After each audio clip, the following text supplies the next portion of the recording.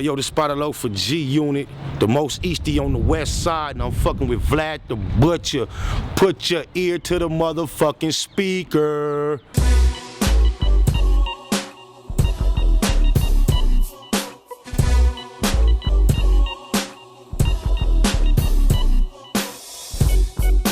Right here on 82nd between Western and Normandy and A-Tray Hood. Okay. Yeah, South Central Los Angeles. Okay. Is this where you grew up, man? That's not where I grew up. I grew up in South Central. This is the west side. I grew up on the east side. Okay. You know what I'm saying? But I rip and run through all these spots through here. My number, I got to fucking with this rap on a more serious level and start experiencing some success. Right. Really what I did, I got myself involved in a big ass struggle and grind. And you know what I'm saying, the first real sweet moments just now. The way I joined G-Unit was, I was in Atlanta, Georgia, fucking with some cats. At the same time I was in Atlanta, Georgia, fucking with some cats, trying to get a little change. My brother was out in Nashville, Tennessee. Big Spider, what up, cuz? He was in Nashville, Tennessee, dealing with some cats, getting some change. And the cats that he happened to be dealing with was pretty closely associated with Young Buck. And Young Buck was scheduled to come to Atlanta, got acquainted with each other, and then after a while, I just went into a little acapella raps shit, you know what I'm saying? And he liked what he heard. A couple of weeks later, we was in LA for the Shorty Wanna Ride video shoot. He put me in front of Fifth. I was able to do my thing, acapella for Fifth. And Fifth took the ball in his hands from day one, from that day we met. And it's been G-Unit since then. I leave your peoples in pain. I'm lethal to lames in this game with the evilest aim. My unit is needless to name. I run with them hogs and each one's conceit the same. Staying strapped in the street was a strain. Now this nigga Fifth trying to feed us to fame. If you waiting on me to complain, keep waiting, we hot. Best believe the whole fleet is the flame. And you originally signed to Death Row Records. Nah, I never signed to Death Row Records. You never signed? Nah, never. Oh, okay. My first record deal you just killed the rumor then. Scope. Yes, sir. You just killed a real big rumor. Because best believe, a lot of people think that you were signed to Death Row. Yeah, I know. I'm. Why is that rumor in existence, you think? Because from the time I met Suge, I met him shortly after he paroled from prison the first time.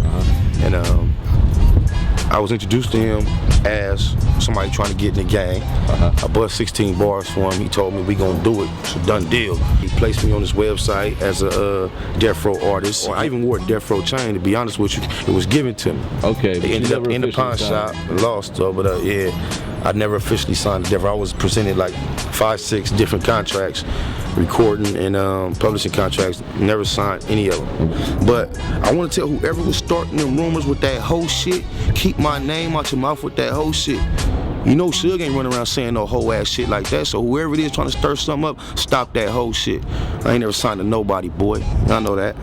The chain of events went down over Game no longer being a G-Unit. Right. You know what I'm saying? You know, is that something that you want to talk about at all? Or well, I ain't got much to say about it, but all I say is that I'm from G-Unit. I'm from G-Unit for death, so I hope the situation is totally resolved. I hope it doesn't turn into anything more negative, man. Peace, everybody, love, let's get this money. You know what I'm saying? But actually the day of the radio station events, and the same day he appeared on 106 and Park, Gang called me early that morning after I hadn't spoken with him in quite some time, and he called me in an attempt to separate me from the rest of the G-Unit.